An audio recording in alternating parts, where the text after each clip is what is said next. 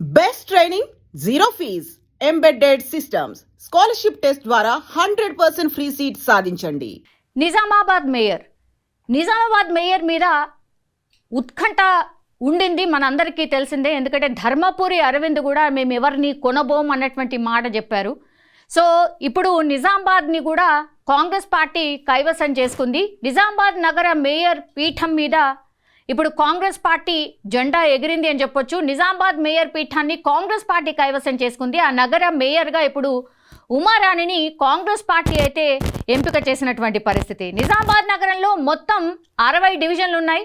తాజాగా ఇప్పుడు మున్సిపల్ ఎన్నికల ఫలితాల్లో నగర ఓటర్ బీజేపీకి 28, కాంగ్రెస్కు 17, ఎంఐఎంకు 14 అండ్ బీఆర్ఎస్ పార్టీకి 1 ఇచ్చారు.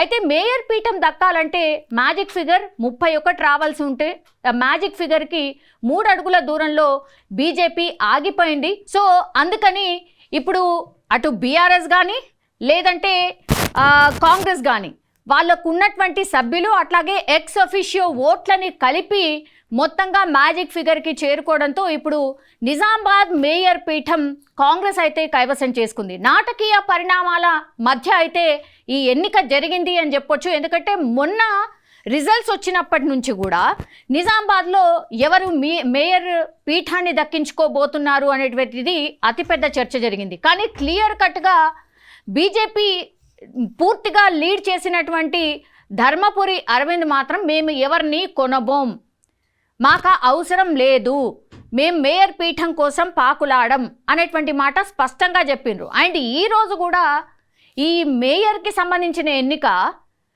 ఒక టైం చెప్పి ఇంకో టైం వరకు కూడా ఎవరు రాకపోవడంతో ఆయన ఫ్రస్ట్రేషన్ని పూర్తి స్థాయిలో చూపించారు. అగైన్ కొంత పోలీసుల మీద అక్కడ ఉన్నటువంటి అధికారుల మీద కూడా అసలు మీరు చెప్పినటువంటి టైం ఏంటి, మీరు ఇంకా రాకపోవడం ఏంటి, అసలు ఎవరి కోసం పనిచేస్తున్నారు, సీఎం రేవంత్ రెడ్డి హయాంలోనే మీరు పూర్తిగా పనిచేస్తూ ఉన్నారా, మీరు గవర్నమెంట్కి సంబంధించిన అఫీషియల్స్, రేవంత్ రెడ్డికి సంబంధించిన అఫీషియల్స్ కాదు, మీరు పబ్లిక్ సర్వెంట్స్ అనేటువంటి మాట ఈరోజు కూడా ధర్మపురి అరవింద్ వాళ్ళతోని మాట్లాడడం జరిగింది. మనకు తెలుసు ఏ రోజైతే ఓటింగ్ ఉండేనో ఆ రోజు కూడా పోలీస్ అఫీషియల్స్తోని కొంచెంగా దురుసుగా ప్రవర్తించడమే కాకుండా లోపలికి వెళ్ళి మరి వీడియో తీశారు. ఇదంతా జరిగిన నేపథ్యంలో ఆ రోజు కూడా రచ్చ జరిగింది.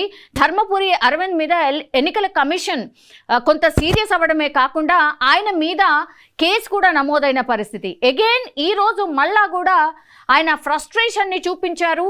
ఈ అక్కడ జరుగుతున్నటువంటి ప్రక్రియ సజావుగా సాగట్లేదు, మీరు టైం చెప్పింది ఎంత, ఇంకా కూడా రాకపోవడం ఏంటి అనేది కూడా కొంత ఆగ్రహాన్ని వ్యక్తం చేశారు అక్కడ ఉన్నటువంటి అఫీషియల్స్. సో ఎట్టకేలకి ఈ నాటకీయ పరిణామాలు అన్నీ దాటుకొని ఇప్పుడు నిజామాబాద్ పూర్తిగా నిజామాబాద్ కాంగ్రెస్ కైవసం చేసుకుంది అని చెప్పొచ్చు. నిజామాబాద్ మేయర్ కూడా కాంగ్రెసే కైవసం చేసుకుంది. మొన్నటి వరకు కూడా మనకు తెలుసు ఎవరైతే మేయర్ అభ్యర్థిగా ఉండేనో ఆమె ఏకంగా ఓడిపోవడం, ఆ తర్వాత ఒక రకంగా లక్కీ ఛాన్స్ ఇప్పుడు ఉమారాణి అనే మహిళను వరించడం అయితే జరిగింది. ఇక్కడ జనరల్ అభ్యర్థికి రిజర్వ్ కావడం అండ్ ఇప్పుడు ఉమారాణి కూడా బీసీ కావడం అండ్ కాంగ్రెస్ పార్టీ బీసీకి పెద్ద పీట వేస్తుంది అని చెప్పడానికి కూడా ఇప్పుడు ఉమారాణికి కూడా మేయర్ పీఠం కట్టబెట్టినట్టు కాంగ్రెస్ పార్టీ అనేటువంటిది పూర్తి స్థాయిలో నిరూపించుకునే ప్రయత్నం కూడా నిజామాబాద్లో మనకైతే కనిపించింది.